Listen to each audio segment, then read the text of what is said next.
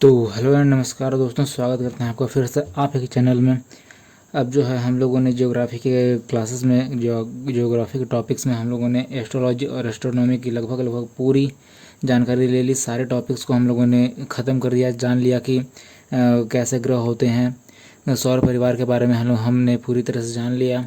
अंतरिक्ष में क्या क्या होता है, तारामंडलों के बारे में हम लोग जान लिया है। ज्योतिष नक्षत्र के बारे में भी हम लोगों ने थोड़ी थोड़ी जानकारी ले ली है ना। तारों का टूटना बनना, उल्का उल्का पिंड, ये सभी चीज़ें हम लोगों ने जान ली है। इस तरह से हम लोगों ने जो है एस्ट्रोलॉजी और एस्ट्रोनॉमी की पूरी जानकारी और पूरी टॉपिक्स ख़त्म कर लिए हैं। ठीक है, तो आज जो है ये बहुत ज़्यादा बड़ा वीडियो नहीं होने वाला है, क्योंकि किसी टॉपिक के ऊपर नहीं होने वाला है। बस थोड़ा सा इसमें जो है एक आध दो जो डाउट्स रह गए थे उसे हम क्लियर करने वाले हैं, और जो है फिर ये जियोग्राफी का चैप्टर यहाँ पे ख़त्म हो जाएगा, जियोग्राफी का टॉपिक ख़त्म हो जाएगा। अगले क्लास में हम फिर टोपोलॉजी को फिर शुरू करने वाले हैं। ठीक है, तो शुरू करने से पहले मैं आप लोगों से एक रिक्वेस्ट करना चाहता हूँ थोड़ा सा, कि आप लोग प्लीज़ अफ़गानिस्तान के लोगों के लिए थोड़ा सा प्रे कर लीजिए। वहाँ के लोगों पर आप लोगों को पता है कि तालिबान ने कब्जा कर लिया है वॉर पे। अब अफ़गानिस्तान जो है हार चुका है, हार गया है। वहाँ के लोग जो हैं थोड़े से मुसीबत में हैं, तो इंडिया उनकी सपोर्ट अच्छे से कर रहा है, उनको बचा रहा है। तो प्लीज़ आप लोगों को थोड़ा सा उनके लिए प्रे ज़रूर करिएगा। ठीक है, तो चलिए अब हम थोड़ा सा डाउट्स पे भी नज़र डालते हैं, देखते हैं कि क्या बचा था।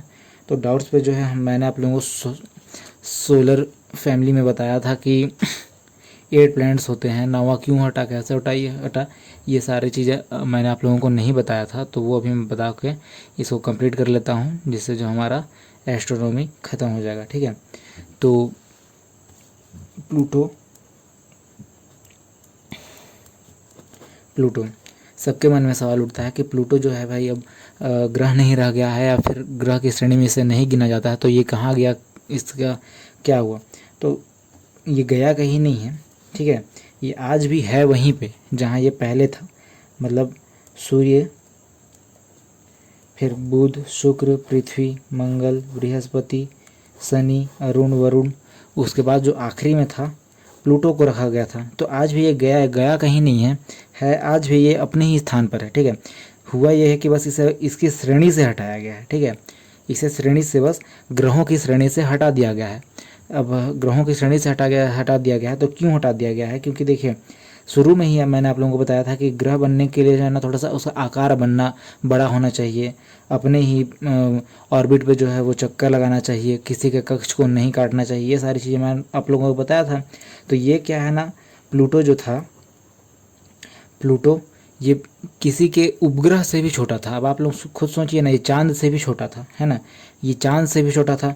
ऊपर से ये वरुण के जो है कक्षा को भी काट देता था, है ना, ये इसके कक्षा को काट देता था, और ये मतलब पूरी तरह से सेटिस्फाई चक्कर भी ठीक से नहीं लगाता था। तो इसलिए क्या है कि इसे आज भी है, ये है वहीं पे, बस इसकी जो है श्रेणी को सौर परिवार से अलग कर दिया गया है। मतलब कैसे इसको समझाया जा सकता है, समझिए, है ना। आपके लाइफ में कोई लड़की थी, समझ जाइए, है ना, जो ज़िंदगी भर आप लोगों को बस सिखाई, आखिरी में जब आप लोगों के पास आना था शादी ब्याह के मामले में, तो वो आप लोगों को छोड़ के चली गई। ठीक है, तो वो आपको छोड़ के गई है, आपके मन से उतर के गई है। ठीक है, तो आप लोग क्या करिएगा, आप लोग बस उसका मतलब जो है अपने मन से उसका भाव निकालिएगा। तो उससे क्या होगा कि वो लड़की इस दुनिया को छोड़ के नहीं चली जाएगी, वो रहेगी वहीं, अपने ही घर में रहेगी, उसका करना धरना सब कुछ वही रहेगा। बस जो है उसके मन से आपका रिस्पेक्ट थोड़ा कम हो जाएगा। वही हुआ है बस प्लूटो के साथ। ये है आज भी यहीं, बस इसका जो है मान कम हो गया। ठीक है, तो ये अब क्या करता है, तो यहाँ पर जो है बुध, शुक्र, पृथ्वी, मंगल, यहाँ पर बीच में थे एस्ट्राइड बेल्ट थे। ठीक है, एस्ट्राइड्स बेल्ट थे। तो ये एस्ट्राइड्स बेल्ट छोटे हैं, कचरे के समान हैं। वैसे ही इस प्लूटो को जो है अब काला वामन, ठीक है, बौना ग्रह मान लिया गया है। ब्लैक वामन मैंने आप लोगों को शुरू में बताया था, ब्लैक ड्वार्फ, वही अब इस प्लूटो को मान लिया गया है। तो ये आज भी है वहीं, अपना काम कर रहा है, जो भी है वो वहाँ पे, बस इसके जो है श्रेणी को ख़त्म कर दिया गया है। अब इसका नाम क्या रख दिया गया है कि इसको किस नाम से जाना जा सकता है, तो 13, 43, 40, 13, 43, 40, ये नंबर जो है प्लूटो का नाम है या प्लूटो को इसका नाम इस नंबर से रखा गया है, ठीक है। तो कंफ्यूज नहीं होना है कि इसको ये नंबर क्या है, तो ये प्लूटो का नाम है बस, ठीक है। इसको इस नंबर से दर्शा दिया गया है। तो ये भले दिख बहुत पास रहा है इससे आप लोगों को इसमें, लेकिन एक्चुअल में है बहुत दूर दूर, ठीक है। तो बस प्लूटो की जो है इतनी ही कहानी रह गई थी कि ये कहाँ गया, क्या हुआ इसके साथ और ये अब क्या करता है। तो सब कुछ बस यही है। ओके, अब थोड़ा सा जान लेते हैं। एक जगह मैंने आप लोगों को बताया था कि ध्रुवों पर 6 महीने दिन और 6 महीने रात कैसे होते हैं, ठीक है। तो सोचने वाली दिन बात है कि 6 महीने दिन 6 महीने रात, 12 महीना तो खाली दिन और रात में चला गया, तो यह कैसे हो सकता है आखिर ना। तो इसके लिए क्या मैंने बताया था कि भाई अपने पृथ्वी जो है एक जगह से 23.5 डिग्री झुकी हुई है और अपने तल से 66 डिग्री झुकी हुई है, ठीक है।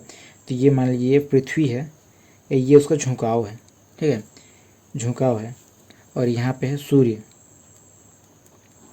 और ये पृथ्वी जब घूमती आए हुए यहाँ पर आएगी सूर्य का चक्कर लगाते हुए, तो फिर ये पृथ्वी यहाँ आ गई और फिर ये उसका झुकाव, ठीक है। ये दिन और रात को बताएगा, बता रहा हूँ, ये दिन और रात। अब क्या होगा कि सूर्य जो है इस डायरेक्शन में जब इसकी रोशनी पड़ेगी, ठीक है, इस डायरेक्शन में जब इसकी रोशनी पड़ेगी तो ये वाला पार्ट जो है तो झुका इस ओर है, ठीक है, इस ओर झुका है, इस ओर झुका है, मतलब ये सूर्य की ओर झुका हुआ है। सूर्य की ओर झुका होने के कारण क्या होगा कि ये देखिए सूर्य से यहाँ पर प्रकाश निकल रहा है, सूर्य से ये प्रकाश निकल रहा है, ये सूर्य का प्रकाश जो है इस वाले भाग में, नीचे वाले भाग में ज़्यादा पड़ रहा है, जिस कारण से यहाँ पर जो है दिन का मौसम हो जाता है। मतलब यहाँ जो है 6 महीने ध्रुवों पर यहाँ पर 6 महीने दिन होगी, और ये वाला पार्ट जो है, ये वाला पोर्शन जो है सूर्य से थोड़ा ज़्यादा दूरी पर है। इस वजह से जो है ना यहाँ पे जो है सूर्य का प्रकाश यहीं आकर देखिए ख़त्म हो जा रहा है, यहाँ पर यहाँ तक पहुँच ही नहीं पा रहा है, जिसके कारण से जो है यहाँ पे 6 महीने रात का सामना होता है, ठीक है।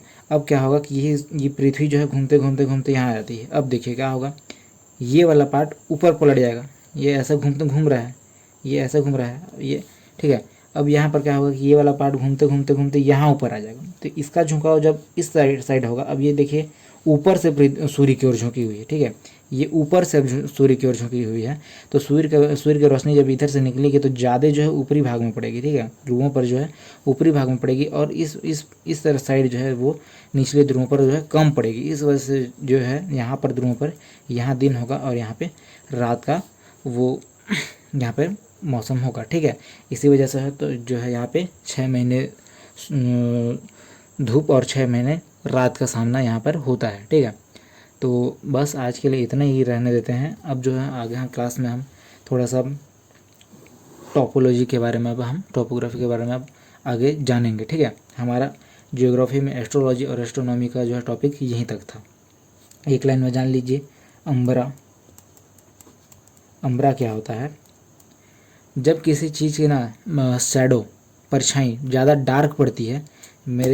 मेरे हाथ की परछाई आप लोगों को थोड़ी अभी फीकी पड़ रही है, फीकी दिखाई पड़ रही होगी, लेकिन इसमें मैं जितना ज़्यादा नीचे लेते जाऊँगा ये उतना ज़्यादा डार्क होता जा रहा है। देखिए यहाँ शैडो देखिए, ये डार्क होता जा रहा है। तो इसी डार्क शैडो को हम क्या कहते हैं, अंबरा, ठीक है। किसी भी डार्क शैडो या फिर डार्क परछाई को हम कहते हैं अंबरा।